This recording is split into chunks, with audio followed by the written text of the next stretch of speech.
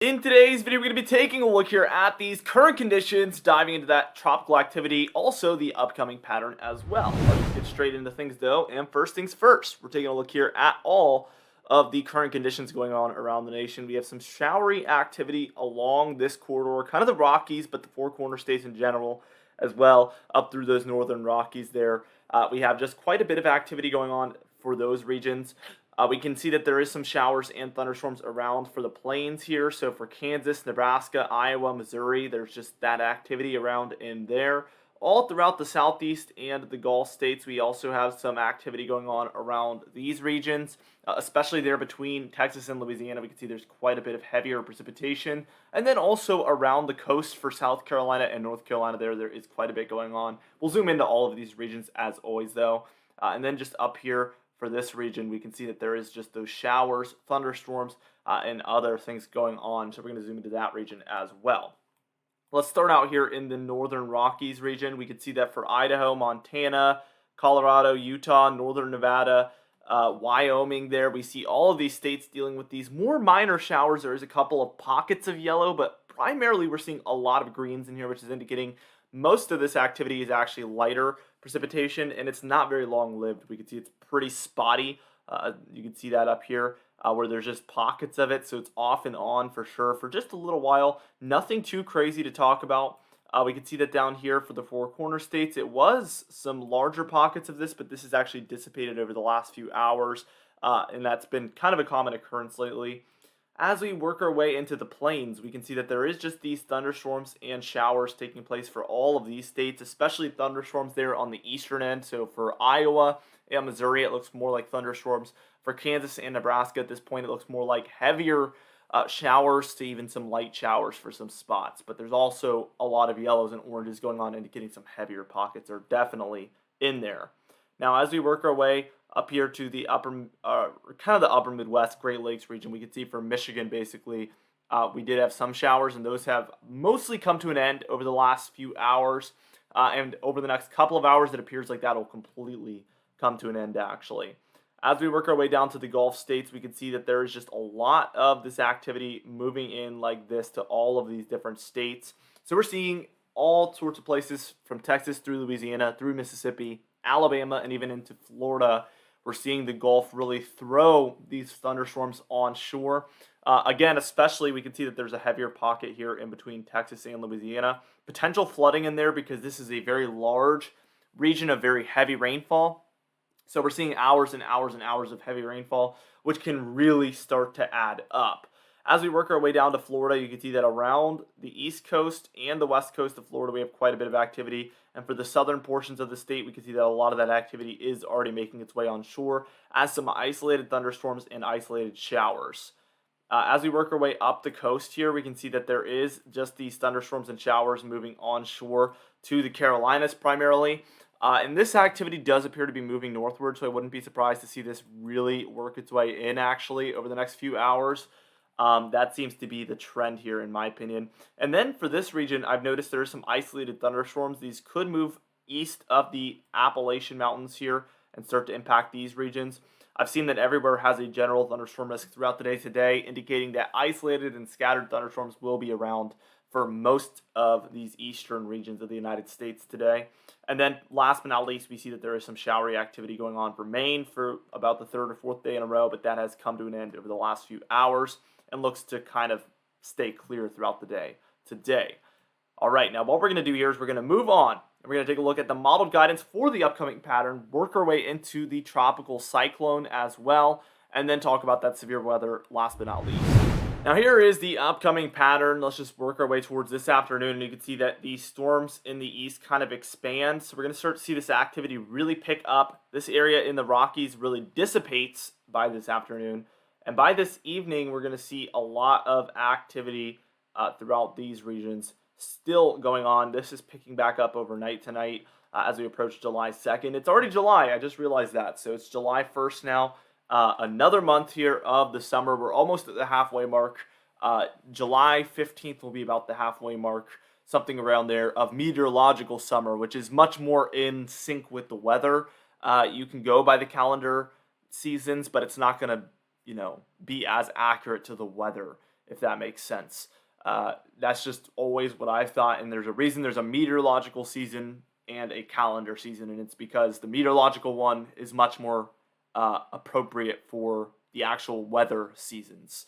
Now, we can see that tomorrow afternoon there's also going to be thunderstorms around for the eastern United States again, even actually expanding all the way up to these regions up there in the northern plains a little bit. As we work our way towards July 3rd here, we can see that there is some thunderstorm activity still for the southeast, but we're seeing a lot of activity pick up here for the western United States, even the Four Corner states again, the northern Rockies, the northern plains, the Pacific Northwest. All these regions are seeing some impacts there.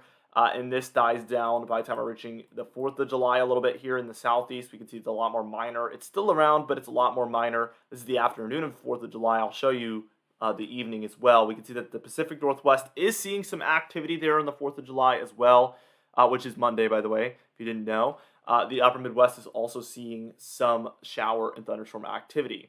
Now, as we approach the evening of the 4th of July, things actually die down even further for the southeast, but we see some expansion of these storms up here for the northwest and the north central United States, as well as some of the interior northeastern United States. We're seeing just these thunderstorms and showers around. So that's where we might see some impacts to those firework events. So you're going to want to pay close attention to that.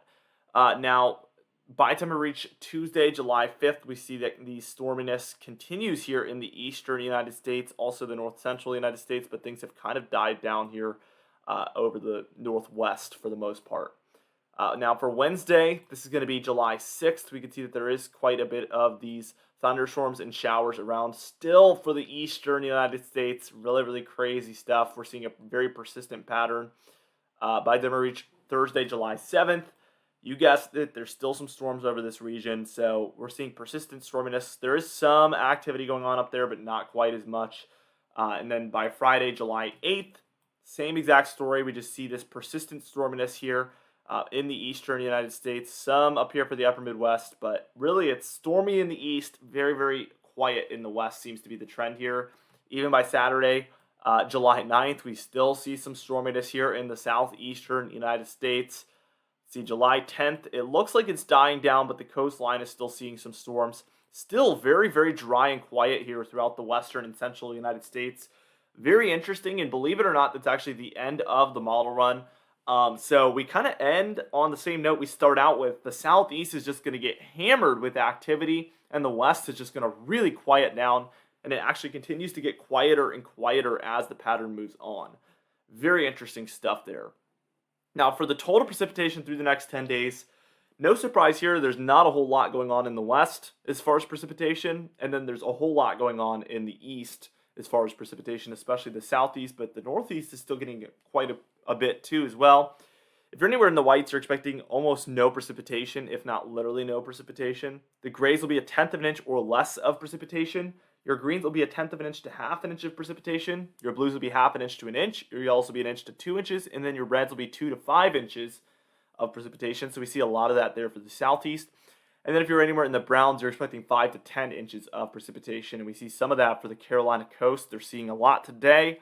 And they're going to continue to see it through all the way almost to the 10th. So that's going to kind of be why you're seeing 5 to 10 inches of precipitation. You're seeing rain almost every single day here over the next 10 days. Now, as far as total snowfall, we're dissipating even further. There's a little bit going on in here. You can see some gray dots, and that's where we're expecting a dusting, if anything, but we're pretty much set and done here. There's a little bit going on here for the Canadian Rockies, and also up here kind of in the northeastern regions of Canada. There's some spotty areas of snowfall. We're in the grays. We're at a dusting, if anything, like I mentioned, but the blues will be 2 to 6 inches of snowfall. So there is still some going on here in the month of July. We're going to have to see how long this will continue on for, but I'm guessing not much longer. Now, what we're going to do is we're going to move on, take a look at the temperature pattern, the tropical activity, and then also that severe weather as well. Now, here's the high temperatures today. We're just working our way into this temperature pattern. We can see things are actually very hot here in the southeast. You might notice these blues and greens. This is where that storminess is happening. So the precipitation and the cloudiness keeps those temperatures cooler in there. But all of these orange regions is where there's not as much precipitation expected, and that's going to allow the temperatures to just surge here for today on Friday, July 1st. Now for Saturday, July 2nd, we can see a lot of warmth here around but there's a lot of cooler areas around as well where there's not as, sunny conditions expected. There's more cloudy conditions expected. Sunday, we're going to start to see these central United States really surge with these temperatures. This seems to be the trend, and we see a lot of cool temperatures surging down the coast here for the West Coast. So that is the main pattern we're in. The east is going to be really hard to decipher here, although for this frame we can see that the mid-Atlantic and the northeast is a lot warmer than normal, as well as the plains. So all of these regions are above normal temperatures. And then the West Coast is below normal temperatures up and down the West Coast there for Monday, July 4th. Tuesday, July 5th here, we see this heat wave that we're kind of predicting at this point surging in through the central United States, even into the Ohio Valley a little bit there, where there's just really, really warm temperatures surging in. The west is still cooler than normal, though, here by the 5th. Wednesday, the 6th, we see this heat wave continue here for the central United States, kind of the plains regions of the United States. Very neutral on both coasts, though. You can see a little bit of lighter blues, a little bit of lighter yellows. That's going to be very, very neutral is what I would say. Now, for Thursday, July 7th, we see quite a bit of this really hot temperatures moving in. Still here for these regions where that heat wave is continuing on. Friday, July 8th, we see very hot temperatures again for this region, the central up through the Rockies of the United States. And even the West Coast is now warming up here later in the pattern. Saturday, July 9th, we see things get even hotter for these regions. So that heat is just going to really sit over this region for the next 10 days for the most part. Much warmer than it was here for the West. And the East is cooler, but this is again due to those cloudy conditions, the storminess that we saw that's just going to persist. That is why we're seeing that.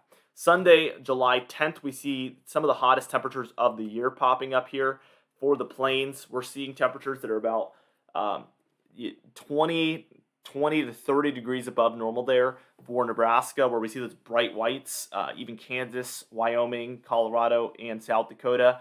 That would be a serious heat wave, and even these darker red regions are going to be 90s and even 100s. So this would be 100 plus degrees in here. So very, very hot conditions there. It's kind of the tail end of this heat wave that we're taking a look at. We'll have to see how long that's going to last for, but kind of for this first third of July, I would say, at least for the first 10 days of July, we're taking a look at a serious signal that a heat wave could take place there over the plains. So we're going to be really watching for that. As far as the tropical activity, let's take a look at the 5-day graphical tropical weather outlook. Now here we are taking a look at this. We have a 10% chance of development still over this little yellow area. Development does not seem likely. We do have potential tropical cyclone 2 here, which has a 90% chance of development, but it still has not developed. It has not developed into a named storm yet.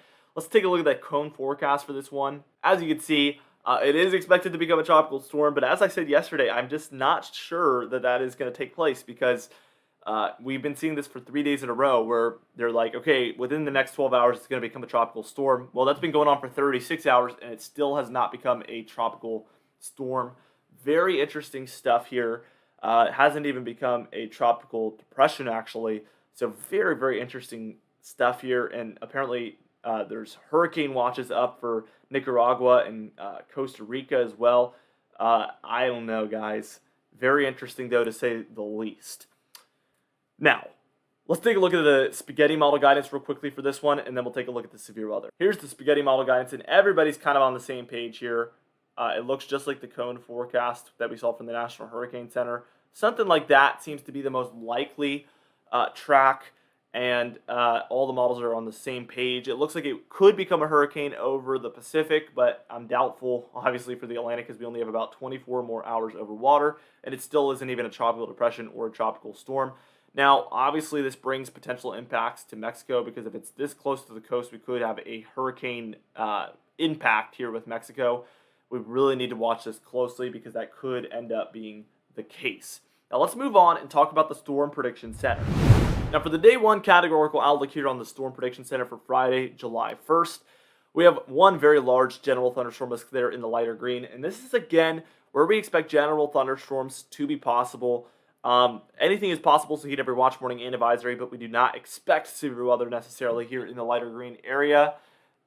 This is why I said, thunderstorms could pop up over pretty much everywhere here in the eastern United States, even most areas in the central United States as well.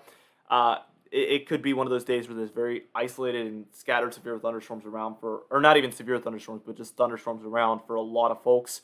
We have 3 marginal risk areas there in the darker green regions, and that's where we expect isolated severe weather to occur potentially. And then in the yellow region there for Wyoming, Nebraska, and South Dakota, that is where we have a slight risk at severe weather, and we expect scattered severe weather to be possible within that region. Now for day 2, Saturday, July 2nd, we have 3 marginal risk areas there, one for Oregon, one there for the north central, and then one there for the eastern United States. And this is again where we expect isolated severe weather to occur. We have that very large general thunderstorm risk again. So another day tomorrow with isolated and scattered severe, or not severe, I keep saying that, scattered and isolated thunderstorms around for a lot of folks there.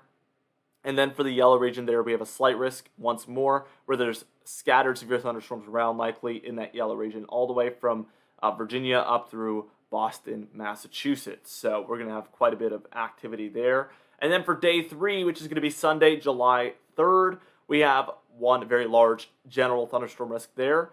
And then we also have the 2 marginal risk areas there in the darker greens where we expect isolated severe weather to potentially occur. So that's going to be another active day.